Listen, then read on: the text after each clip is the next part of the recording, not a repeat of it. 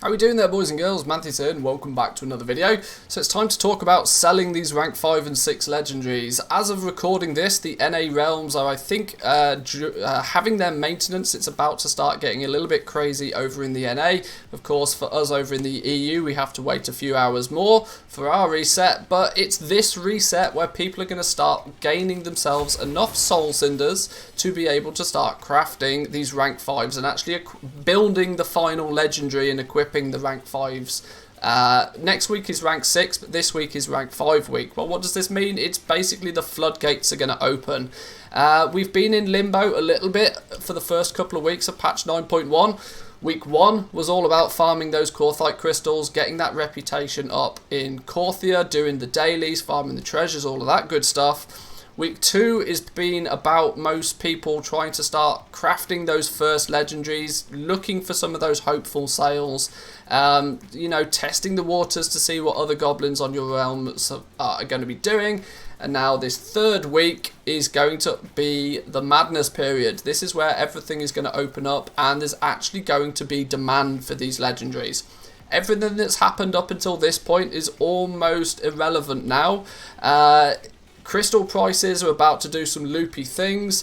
The supply and demand side of things for legendaries is about to do some loopy things. So I thought I'd go through for a few minutes today and talk about just how we can deal with this so that you're not caught off guard.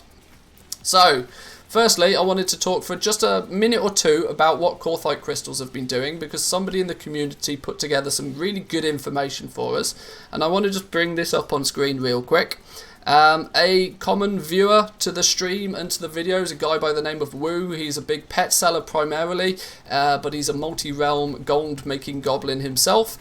He's been keeping track of the Corthite prices, and he's been doing this since the beginning of the patch, and it presents some very interesting data.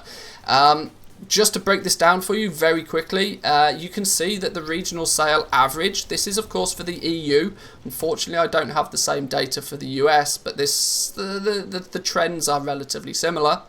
Now the regional sale average for your Corthite crystals very quickly started at like 3k, came down to just over 2k, and that's where people ended up being quite comfortable. The price for the crystals has actually been relatively stable. The quantity that sell every day, though, that's quite an important thing, right? It doesn't really matter how much they're listed for, it's how many people are actually choosing to buy these. You can see in the first week, there wasn't too many people actually choosing to buy their Corthite crystals, but as soon as week 2 kicked into gear, a lot more people have been more active on the auction house buying up some of these crystals. And that is indicative of this sale rate. These sale rates, for reference, are bonkers high. You don't usually see sale rates on an item this high unless it's like the first day of an expansion. For reference, a sale rate much above 0.2 is crazy for a material, right? What do these numbers mean though? Maybe I should explain what the numbers mean. Well, this is basically a percentage, right? So say for example a 0.47. That basically means that 47% of all of the crystals that were listed on the auction house ended up being bought. They were sold, right? So your sale rate can go from anything from 0, where it doesn't matter what's listed, nothing sells, to whatever you list, everything sells at 100 or at 1.0. That never happens, by the way. But for a material, especially a material that is this expensive, these sale rates are pretty astronomical. This gives a pretty good picture to what's been happening though. Most people who've been posting their Corthite crystals have been undercutting and keeping the price relatively stable. There's not many people out there that are buying these Corthite crystals, but the ones that have been buying a lot of them. This is why we're getting to the stage now where there's probably a few goblins on your realms that not only have crafted a bunch of rank 5 and rank 6 legendaries, but they also have a nice little stockpile of crystals ready and waiting to craft more as well. So let's get into the meat and veg of this, what this video is actually going to be about, and how do we go about selling these. Well, there's a couple of different suggestions that I would make to you when it comes to selling these legendaries over the next few days.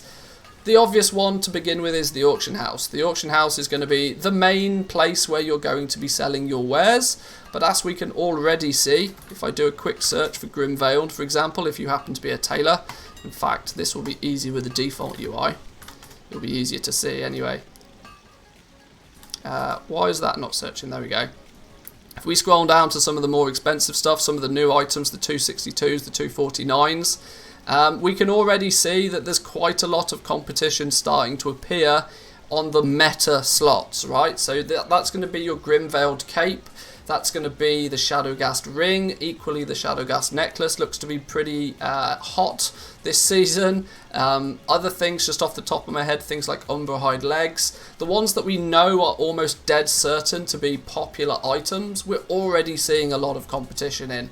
So, the auction house is going to be a bit mental for the next couple of days. If you're not willing to do the cancel scan game, it may be quite difficult to sell things quickly and effectively without putting too much effort into it on the auction house. But is there a way around this? Well, yeah, there's the other good place we can sell stuff.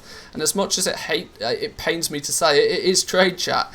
The opportunities to make some sales through trade chat over the next few days are going to be very, very good.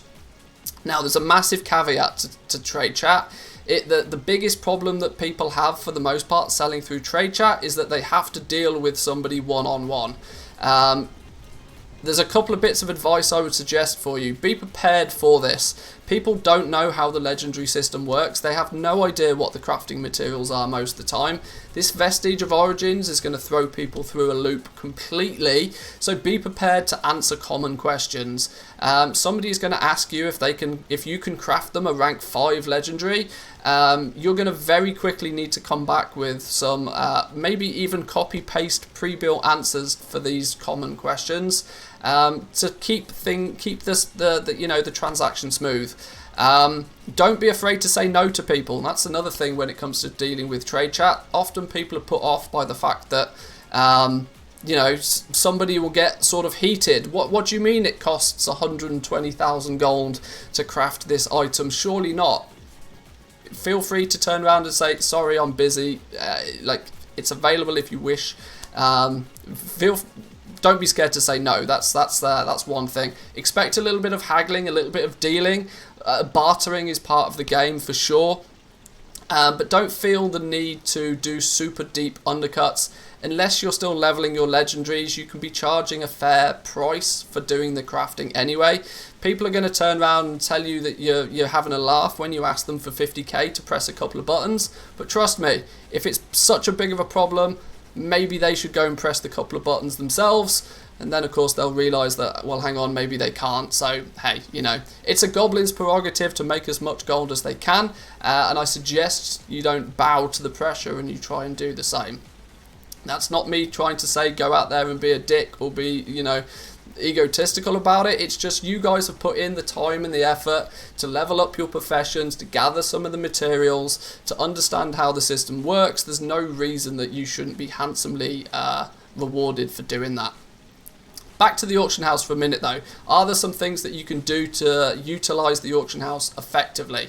Yes. Make sure your TSM profile,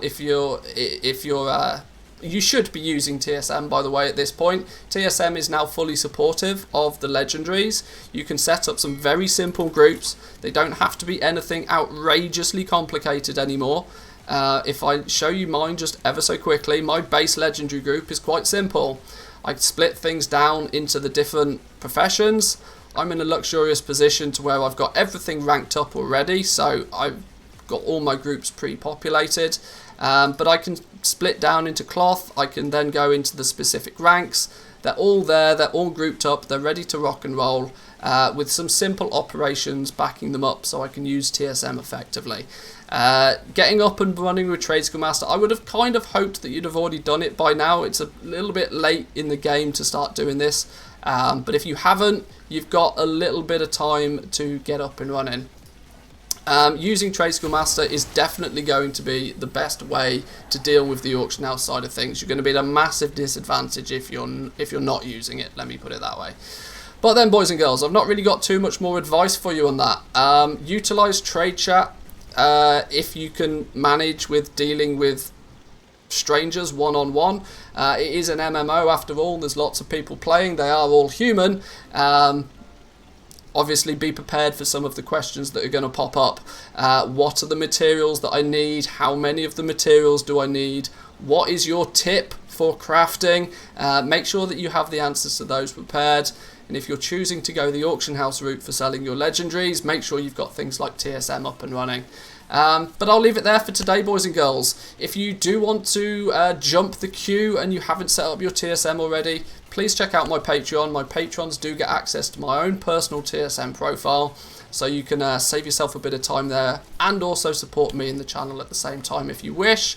But if you like this kind of video, remember to give the video a like, subscribe if you're new around here, and good luck selling your legendaries, boys and girls. I'll see you next time.